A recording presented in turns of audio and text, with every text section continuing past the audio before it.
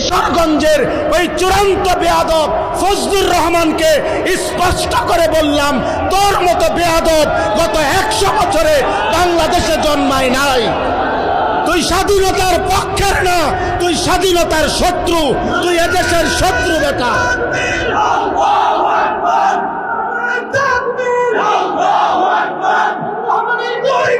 জুতা মারো তালে তালে।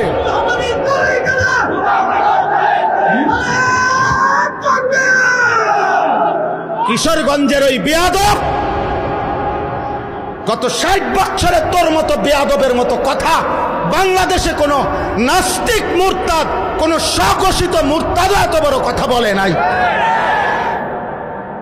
শেষে দেশের মা বোনদেরকে বলছে যে আপনারা আলেমের সন্তান পেটে নিবেন না।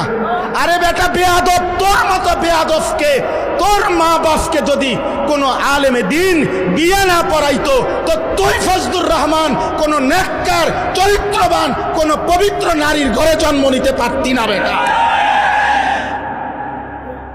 তুই এখন মোল্লা চেনো না? ইসলাম এক জিনিস, মোল্লাতন্ত্র আরেক জিনিস। ইসলাম তোর আব্বার, ইসলাম তোর বাবার নাকি বেটা? হ্যাঁ, ইসলাম তুমি আনছো নাকি? এজন্য এটা স্পষ্ট, এই বেয়াদব চূড়ান্ত বেয়াদব। বাংলাদেশের জমিনে ইনশাআল্লাহ এমন নিকৃষ্ট বেয়াদবের বিচার হবেই হবে ইনশাআল্লাহ, কোনো সন্দেহ নেই ইনশাআল্লাহ। এই পর্যন্ত কেউ আপনার এই পৃথিবীতে, আমরা পড়ছি কিতাবে, ওলামায়ে কেরামের রক্ত বিষের মতো। বিষ যেমন মানুষকে শেষ করে দেয়, ওলামায়ে কেরামের রক্ত নিয়ে কেউ ছিনিমিনি খেললে, ওলামায়ে কেরামের ইজ্জত নিয়ে কেউ ছিনিমিনি খেললে, খোদার কসম, রব্বে কাবার কসম, আল্লাহ তাআলা ওই ব্যক্তি, ওই গোষ্ঠী, ওই দলকে বেইজ্জতি, লাঞ্ছিত, অপমানিত করেই করে, করেই করে, করেই করে। এজন্য 16 বৎসর যারা জুলুম করেছে, ওলামাদেরকে বেইজ্জতি করেছে, আজকে তারা নাই।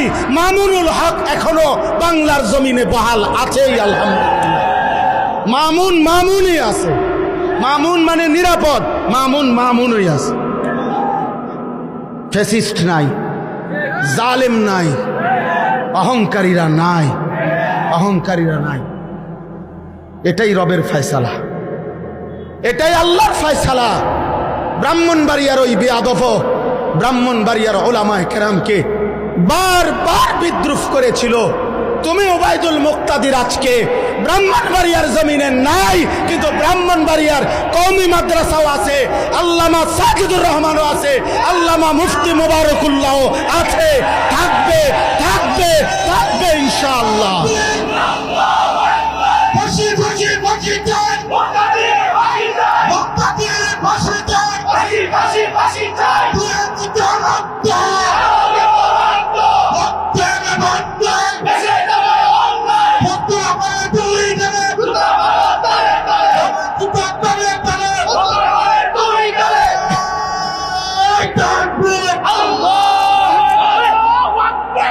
এটা ভুলে গেলে চলবে না ইনশাআল্লাহ।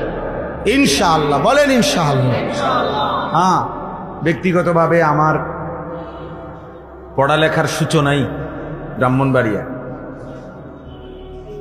দারুল আরকাম মাদ্রাসা। যখন 1993 সালে